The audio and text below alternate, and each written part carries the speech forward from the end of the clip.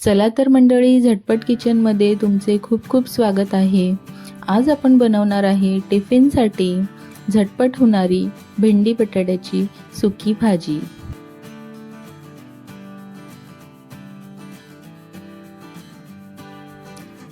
आपण 250 ग्रॅम भेंडी घेतली आहे। भेंडी स्वच्छ धुवून पुसून आणि कापून घेतली आहे।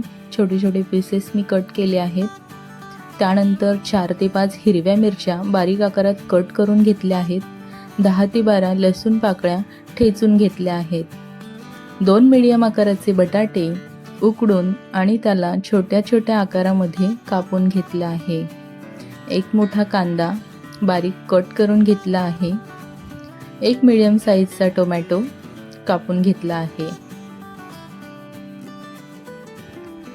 कढईमध्ये 1 मोठा चमचा तेल घेतला आहे। त्यामध्ये आपण भेंडी घालून घेऊ। भेंडी आपल्याला छान परतून घ्यायची आहे।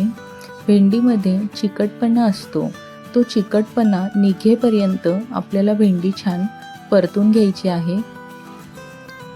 गॅसची फ्लेम मी फास्ट ठेवली आहे। 2 ते 3 मिनिटं आपण फास्ट फ्लेमवर याला फ्राय करणार आहोत। त्यानंतर मी फ्लेम लो करणार आहे। साधारण 5 मिनिटं झाले आहेत। भेंडी बघा छान आपली सुटसुटीत झाली आहे। छान भेंडी परतून निघाली आहे। आता आपण याला बाउलमध्ये काढून घेऊया।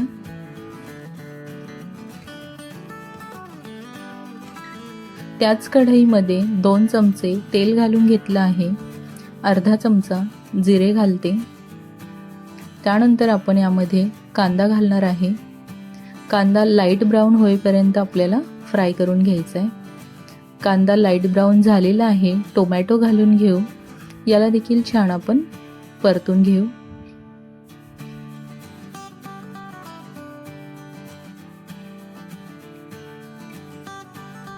आता आपण हिरवी मिरची आणि लसूण यामध्ये घालून घेऊ। याला देखील छान आपण मिक्स करून घेणार आहोत। हिरवी मिरची व्यवस्थित भाजल्या गेली पाहिजे। लसूणचा देखील खरपूस असा सुगंध सुटला पाहिजे इतपत आपण याला परतून घेणार आहोत। साधारण 2 ते 3 मिनिटे आपण याला परतणार आहे। आता आपण यामध्ये सुके मसाले घालून घेऊया।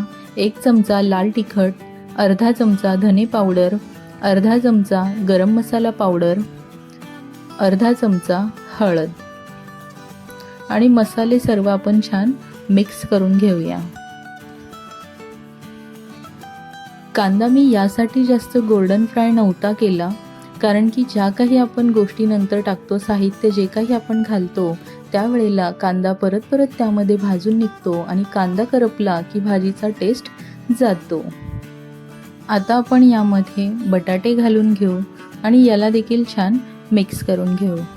सुकी भाजी म्हटलं की शक्यतो आपण यामध्ये पाणी वापरत नाही, सर्व आपण तेलावरच फ्राय करतो आणि मसाले करपले नाही पाहिजे याची आपल्याला खूप काळजी घ्यावी लागते। सर्व काही भाजीचा टेस्ट यावरच अवलंबून असतो।